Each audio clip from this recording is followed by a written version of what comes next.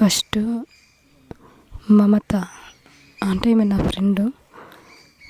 ఈమె school friend. College చదువుకున్నప్పుడు కూడా తను నేను లోపలికి వచ్చేంత వరకు కూడా తను నా ఫ్రెండ్గానే ఉంది. ఈమె ద్వారా ఏంటంటే ఫస్ట్ నాకు మమత అనే వాయిస్ తోటే వాట్సాప్ కాల్ వచ్చింది. వాట్సాప్ కాల్లో వచ్చిన తర్వాత నన్ను గుర్తుపట్టు, నేనెవరో చెప్పు, చాలా రోజులైంది కదా అని నన్ను గుర్తుపట్టని కొద్దిసేపు నన్ను ఆట పట్టించినట్టు చేసారు. అయితే నాకైతే వాయిస్ని కరెక్ట్ గుర్తుపట్టలేను కానీ ఎవరో కానీ నాకు తెలిసిన వాళ్ళే దీంట్లోకి వచ్చి ఉంటారు, ఎవరై ఉంటుంది అనేది నేను కూడా కట్ చేయకుండానే అడిగిన. చెప్పు అసలు మీరెవరు, ఇంతకీ నేను తెలిసినట్టు నా గురించి మాట్లాడుతున్నారు అంటే అప్పుడు గుర్తు చేయడం స్టార్ట్ చేసారు. ఇది నేను నువ్వు కలిసి ఇలా కాలేజ్కి వెళ్ళినాం,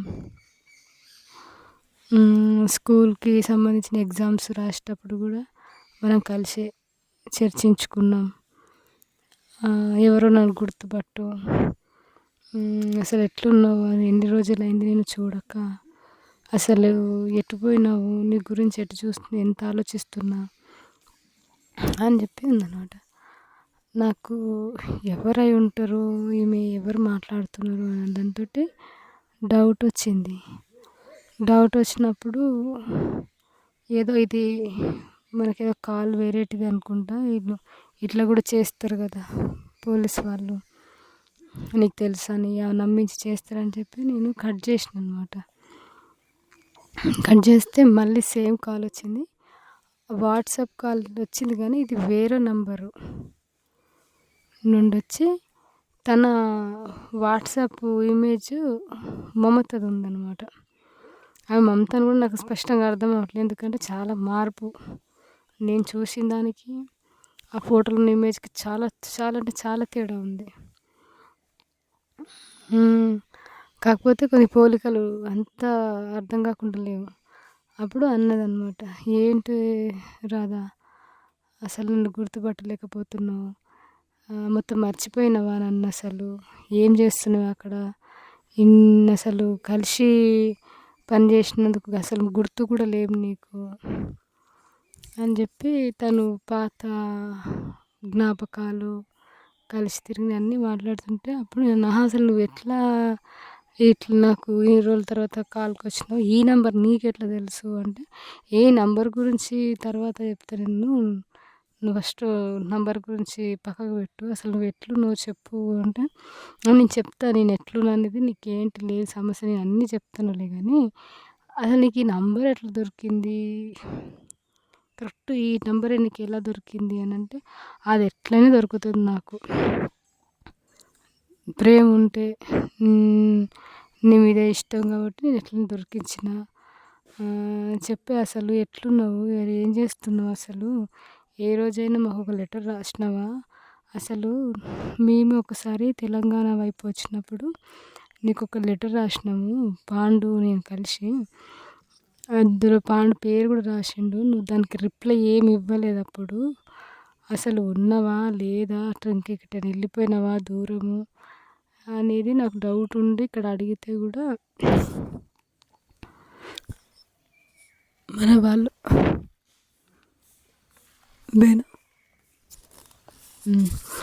మన వాళ్ళు అడిగితే కూడా బాగానే ఉంది, పనిలో ఉంది అని చెప్పినారు. కానీ రిప్లై ఏం లేదు అప్పటి నుండి. చెప్పే అసలు ఏంటి, అసలు నువ్వు అక్కడ ఎందుకు వెళ్ళిపోయినవే, అసలు నా బ్రతకంత ఇట్లా అయిపోయింది అని చెప్పి తన అది గురించి చెప్పిందనమాట. చెప్తే ఏమైంది అసలు, సరే నీ రిపోర్ట్ ఏంటో నాకు ఇప్పటివరకు ఏమీ తెలియదు, నేను కనుక్కోవాలని కూడా అనుకోలేదు, ఏంటో చెప్పు, ఏమైనా సమస్యనా అని అంటే, ఏం సమస్య కాదు కానీ నేను ఇప్పుడు పెళ్ళి చేసుకున్న తర్వాత ఒక బాబు పుట్టిండు, వాడితోనే ఉంటున్నా అని చెప్పి మాట్లాడింది. సరే నా సమస్యల తర్వాతలే, నేను అసలు నువ్వెట్లున్నావు అని చెప్పి అడగడానికి కోసం చేస్తున్నా నీకు కాలు అని మాట్లాడిందనమాట. మాట్లాడితే దాంట్లో ముఖ్యంగా తను మాట్లాడింది మనం ఎట్లా ఎట్లా పని చేసినాం అసలు, అసలు మనం ఎట్లా పరిచయం అయినాం, తర్వాత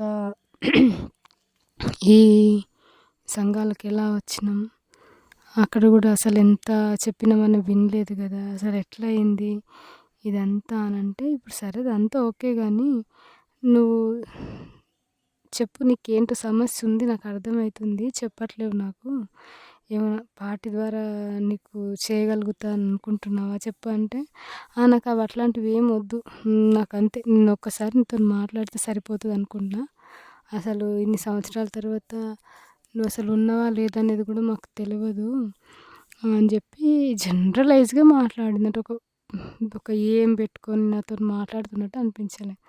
కాకపోతే నేనేమనుకున్నానంటే నంబర్ దొరికి ఉంటుంది ఎట్లనో, కాకపోతే నేను ఆమెతో చాలా ఫ్రెండ్స్, అసలు చాలా క్లోజ్గా ఉంటాం.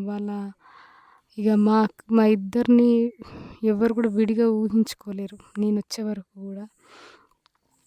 కాకపోతే కొన్ని చిన్న చిన్న సమస్యలతోటి ఆమెను నేను దూరం పెట్టిన, ఆమె ఉండే పద్ధతి అదంతా కానీ నాకైతే మమత ఇప్పటికి కూడా బాగానే ఇష్టం ఉండదనమాట. ఎందుకంటే ఆమె చాలా రెబెల్గా ఉంటుంది. ఇదంతా ఆమె పద్ధతి చూస్తే ఏంటంటే చాలా రెబెలిక్గా ఉంటుంది. ఒక మహిళగా ఎట్లుండాలి, అసలు ఇట్లా మహిళలాగా ఉండదు. అంటే చాలా తనలో ఉన్న మంచి కొన్ని పాజిటివ్స్ వల్ల కూడా నేను ఆమెకు చాలా క్లోజ్ అయినా. వాళ్ళ కుటుంబం కూడా మంచిగా ఉంటుంది. దీంతోటి ఏమన్నా ఫోన్ చేసి ఉంటుందేమో అనుకున్నాను కానీ ఈ నిన్ను కేవలం నీ గురించే చేసినాను, నువ్వెలా ఉన్నావని అని చెప్పి అన్నది. అంతవరకు తను కాల్ చేసి మాట్లాడడము ఫ్రెండ్స్ గురించి, ఇప్పుడు నేను ఎంసీఎంఎస్లో లేనని అట్లా చెప్తూ, ఇప్పుడు మామూలు లైఫ్లో ఉన్నాను, నువ్వెట్లా మరి అక్కడే ఉంటావా, అసలు రావచ్చు కదే నువ్వు బయటికి, ఎందుకు మనం కలిసి ఉందాం, మనం మళ్ళీ కలిసి ఏదైనా జాబ్ చేద్దాం అంటే, అసలు సరే నీకు నీ లైఫ్ నువ్వు నిర్ణయించుకున్నావు, అది నేను ఆల్రెడీ ఇక్కడికి వచ్చేసినాను పార్టీలోకి, నేను వచ్చేటప్పుడు కూడా నీకు చెప్పలేదు. సరే నేను చెప్పకపోవడం అనేది నన్ను ఇప్పటికీ ఆలోచిస్తుంటే పొరపాటు, చెప్పి రావచ్చు కదా అనేది ఒకటి ఉండే కానీ ఆ సమయం నాకు లేదు, అప్పటికే వచ్చేసినాను. కానీ నేనైతే ఒకసారి నిర్ణయించుకున్నాక ఇక్కడే సరే, ఇక్కడ ఏమైనా రాని సమస్యలు, కానీ నేనేమి ఇంటికి రావడం గురించి అట్లా ఏమి ఆలోచించట్లేను అని అంటే, లేదు నువ్వు రా, అసలు ఇక్కడ బాగుంటుంది రా అని చెప్పి ఫస్ట్ మాట్లాడింది. అయితే లేదు నువ్వు అట్లా ఆలోచించకు, నేనేం అట్లా రాను, నువ్వు తప్పు ఆలోచిస్తున్నావు, నేను అసలు ఎందుకు వస్తాను నువ్వు ఎక్స్పెక్ట్ చేస్తున్నావు, వచ్చేదాన్ని అయితే ఎన్నో సమస్యల నుంచి నేను ఇక్కడ తట్టుకోలేనని చెప్పి వచ్చేదాన్ని, నాకు అదేం లేదు అని చెప్తే, సరే అని చెప్పి నేను మాట్లాడుతున్నాను అనమాట తనతోటి. కాదు అసలు ఇంక మనం ఎట్లుండాలి, సరే నువ్వు మామూలు లోకి వెళ్ళిన తర్వాత కూడా మామూలు లైఫ్లో కూడా కొన్ని చెయ్యొచ్చు సంఘంగా అని చెప్తూనే లోపే కాల్ కట్ అయిపోయింది. కాల్ కట్ అయిపోతే నేను మళ్ళీ ట్రై చేసిన, ఏంటి సడన్గా కట్ అయిపోయింది ఇది, నా సిగ్నల్స్ ఏమన్నా లేవా అని చెప్పి కూడా చూసినాను. కానీ అప్పటికి తను రింగ్ అవుతుంది కానీ లిఫ్ట్ చేయట్లేదు. సమస్య నాదే అయి ఉంటుందేమో అని అనుకున్నా. కానీ అప్పటి వరకు మాట్లాడిన తను సడన్గా కట్ అవ్వడం ఏంటిది, నాకైతే డౌట్ మనది ఏమైనా నెట్ వీక్ అయి ఉంటుందేమో. కానీ రింగ్ అవుతుంది కదా, రింగ్ అవుతుంది ఎందుకు లిఫ్ట్ చేయదు అనేది ఒక డౌట్. సరేలే ఏదైనా సరే మాట్లాడింది అని నేను అక్కడికి అది స్టాప్ చేసిన. తర్వాత నేను పేపర్స్ డౌన్లోడ్ చేస్తున్నా, అదంతా అయిపోతుంటే అదే ఫోన్కి నా కరెక్ట్ టైం స్పెసిఫిక్గా చెప్పలేను కానీ కొద్ది సమయం అంటే ఒక 20 minutes అనుకుంటా, ఈ గ్యాప్లో మరొక కాల్ వచ్చింది. ఆ కాల్లో ఒకతను మాట్లాడాడు. ఏంటి హాయ్ డియర్, ఎలా ఉన్నావు, అసలు బాగున్నావా, నీకు సడన్ సర్ప్రైజ్ ఇద్దాం అనుకుంటున్నా అని అంటే, అసలు ఎవరు నువ్వు? ఈ సడన్ సర్ప్రైజ్‌లు, గిడన్ సర్ప్రైజ్‌ల తర్వాత అసలు నువ్వెవరు చెప్పు? అంటే, ఏంటి ఇంతసేపు మాట్లాడి మళ్ళీ ఎవరు, ఎవరు అని అంటావు? అసలు నువ్వెలా ఉన్నావు చెప్పు? నువ్వు అసలు చెప్పు, మాట్లాడు ఏంటి? పోయినావంటే అసలు మా గురించి ఏమి కనీసం ఎంక్వైరీ చేస్తున్నావా లేదా? అని అంటాడనమాట. అసలు నువ్వెవరు? ఫస్ట్ పేరు చెప్పు. నువ్వు పాండువా అనంటే, పాండా? వాడెవడు పాండు? ఏ నేను పాండుని కాదు అంటాడు. మరి ఎవరై ఉంటావు అంటే, నువ్వే గుర్తుపట్టు అంటాడు. నేను కష్టం నేను గుర్తుపట్టడం అంటే, ఈ నువ్వు గుర్తు పడతావు. వేదాంతి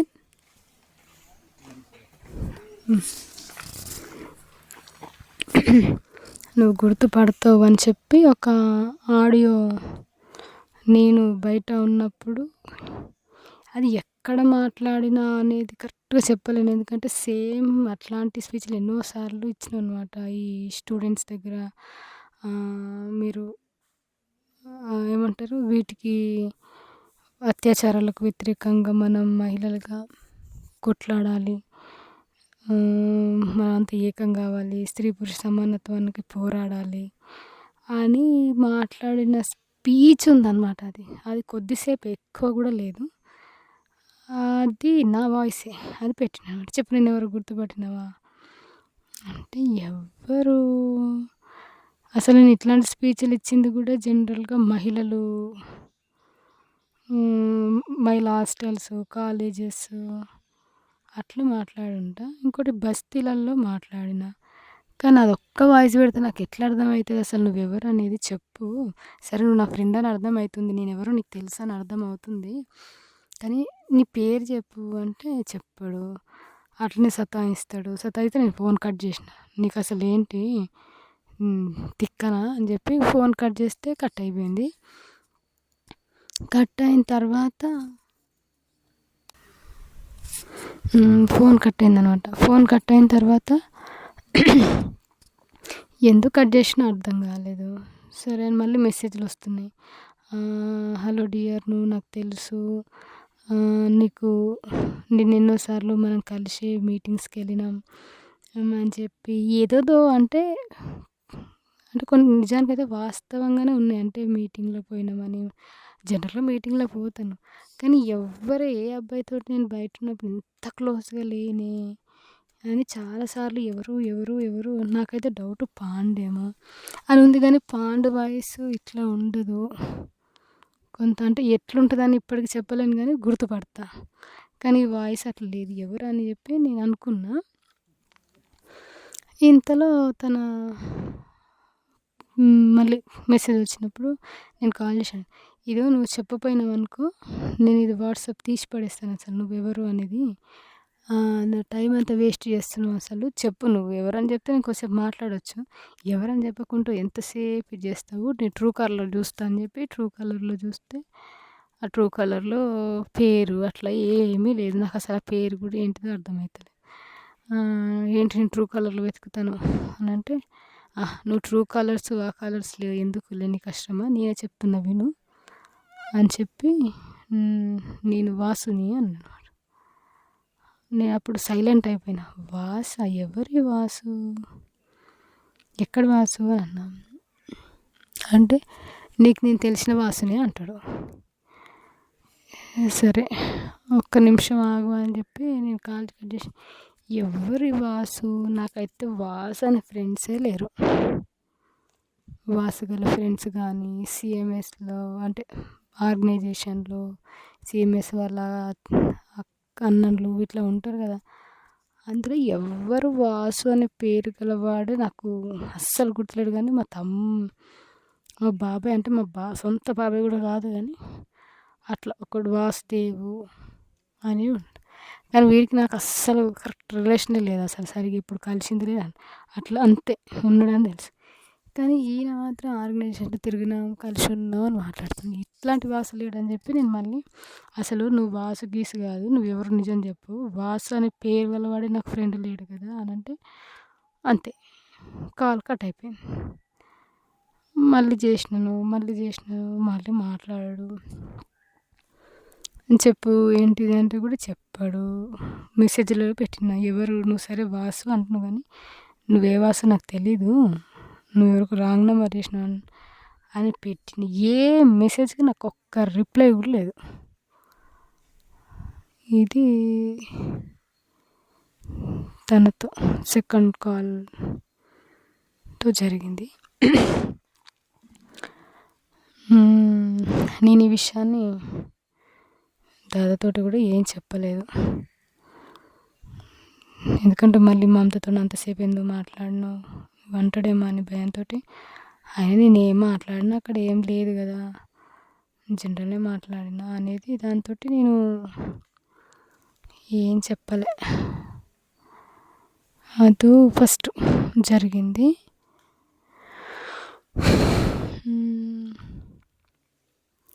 మళ్ళీ తర్వాత ఒక 2-3 రోజుల తర్వాతనే ఎప్పుడో నాకు డేట్స్ కరెక్ట్ గుర్తులేవు కానీ నెట్‌కి వెళ్ళినప్పుడు మళ్ళీ అదే ఫోన్‌కి మెసేజ్‌లు ఉన్నాయన్నమాట.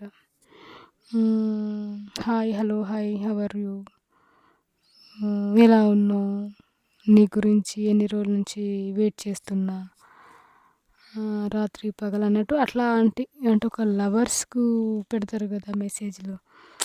హలో డియర్, ఏంటి నువ్వు లేక ఎన్ని రోజులు అయిపోయింది, అలా మెసేజ్‌లు ఉన్నాయి నాకు. అసలు ఆ మెసేజ్‌లు డౌట్ వచ్చి ఎవరు, నేనైతే ఫోనే చేసిన. అసలు ఫోన్ చేసి ఎవరు మీరు అని అడుగుదామని ఫోన్ చేస్తే రింగ్ అవుతుంది కానీ ఫోన్ లిఫ్ట్ చేయరు. మెసేజ్‌లు కూడా ముందు కూడా ఏవేవో పెట్టున్నాయి, పెట్టి డిలీట్ అయినట్టు అట్లా చూపిస్తుంది. అట్లా దాదాపు ఒక 2 రోజులు మెసేజ్‌లు పెట్టడం, తీయడం. అందులో పేరుగా ఏమి ఉండవు కానీ హలో డియర్ ఎట్లున్నావు, నీకోసం కలలు కంటున్నాను అన్నట్టు, హాయ్ డియర్ ఇట్లా లవర్స్ పెట్టినట్టు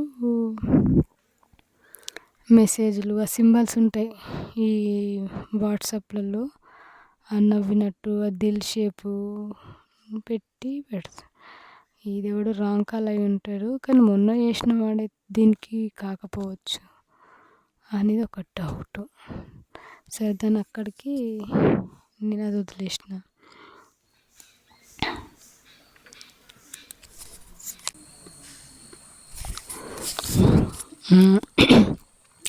తర్వాత మళ్ళీ ఒక రోజు కూడా ఇట్లనే ఫోన్ వచ్చింది.